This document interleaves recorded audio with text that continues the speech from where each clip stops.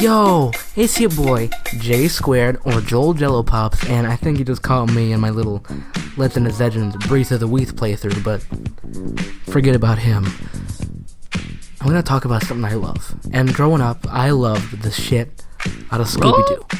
You got hits like Scooby-Doo and the Phantom Menace, Scooby-Doo and John Cena Adventures, fucking Scooby-Dooby and Batman. What the fuck? So, hear me out. Scooby-Doo 2, Monsters Unleashed, is a modern masterpiece. Now, before you start calling me a stupid jokester clown shit, listen for once in your stupid goddamn. Scooby-Doo 2, Monsters Unleashed was released March 26, 2004, directed by Gosnell and written by James Sexman Gunn. And yes, the James Sexman Gunn, writer and director of the Guardians of the Galaxy movies and writer of Zack Batman is Whack Snyder's Dawn of the Dead remake. And I'd argue that James Games here peaked with Scooby-Doo 2, Monsters Unleashed, because hot damn, this movie is everything.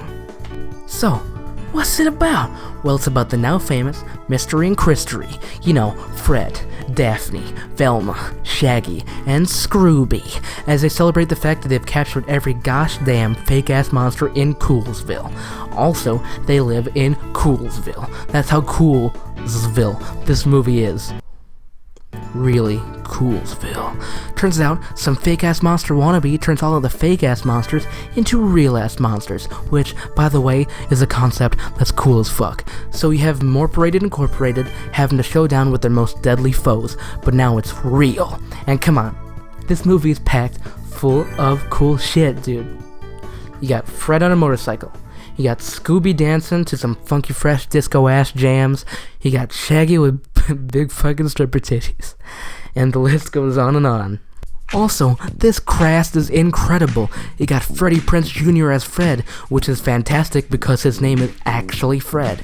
You got Buffy the Vampire Slayer as Daphne. You got Linda Cardellini as Velma. You got Matthew Lillard as Shaggy, who now amazingly voices Shaggy in everything Dooby-Scoo. You even got Seth Green, the Seth Green, creator of RoboCop and Scott and Austin Poston British fucking Spy.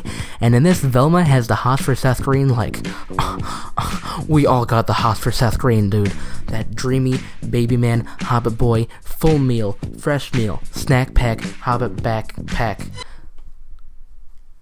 Frodo got the ring.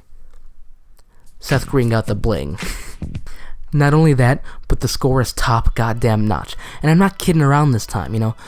The soundtrack for this movie is Ruby Dooby, fresh and fruity, dude. Like, take a listen to this hot ass shit.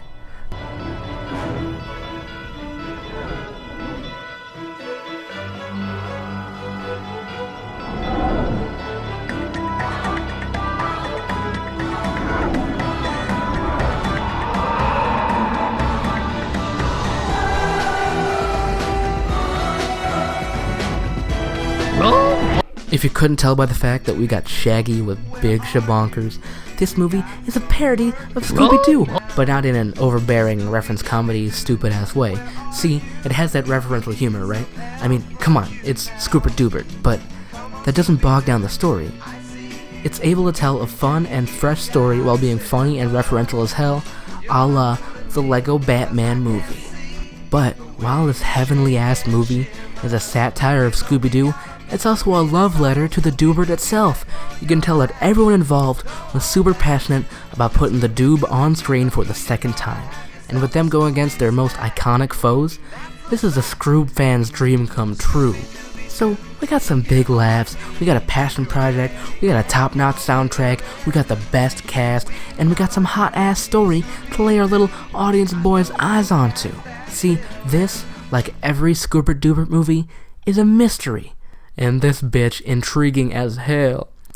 We also got some sad-ass, hard-ass, emotional shit that makes me tear up every time, and I'm not crying just thinking about it. What the fuck are you talking? What are you looking at, bitch? So overall, this movie gets a 10 out of 10. Masterpiece. Move over Citizen Kane, move over Paddington 2, a new best movie is rolling into town, and in it big enough for the both of us, all three of us, all three movies. Two gotta get out, Scooby-Doo stays. You know, you see that Rotten Tomatoes score? Well, that's because Rotten Tomatoes is bullshit. That's because this movie is too good. It's so good, people don't even know how good it is, you know? They can't comprehend how good Scooby-Doo 2 is, alright? You see that? You see that Shaggy with tits? That is masterwork, dude. Hey, it won Worst Remake or Sequel at the Razzies, but hey, what do they know? They run a show that is all about calling movies bad. Come on, they don't know quality. Come on, you got dreamy ass Seth Green. What more do you want? It's like movie crack. This is movie crack. Gonna OD on Scooby-Doo 2 movie crack. I mean, it's gotta be good, right? Look at what these hot boys have to say about it.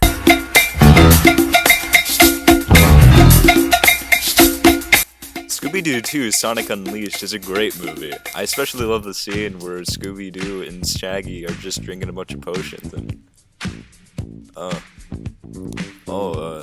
the scene's still going. Oh wow. Oh yeah, Shaggy's got the boobs.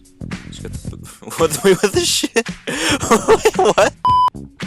Guys, Scooby-Doo Monsters 2 Unleashed is one of the best movies I have ever seen in my entire life. Everything about it is just absolutely godlike. The effects, the characters, the story, the plot, all of it goes together to make this perfect movie that puts Casablanca to shame. I give Scooby-Doo Monsters Unleashed a 10 out of 10. No, it doesn't deserve a measly 10. It deserves an 11, cause it's that freaking good. Scooby-Doo 2 Monsters Unleashed is probably the best movie ever made. You know, there's just so many different incredible, innovative aspects from every different standpoint of art and filmmaking that I could spend hours upon hours talking about it. But, I mean, like, I haven't actually seen it. I hear it's good. It's on Netflix, so I guess I could watch it. But, like, The Godfather is also on Netflix, so I should probably watch that, and probably a lot of other stuff, which I need to get around to. But, so yeah, Scooby-Doo 2 is great. I mean... Okay, Scooby-Doo 2 Monsters Unleashed was like my childhood entirely. I don't even know how to describe it properly without saying that, because like I adored this movie as a kid, and I had an entire birthday party surrounded in it, you know?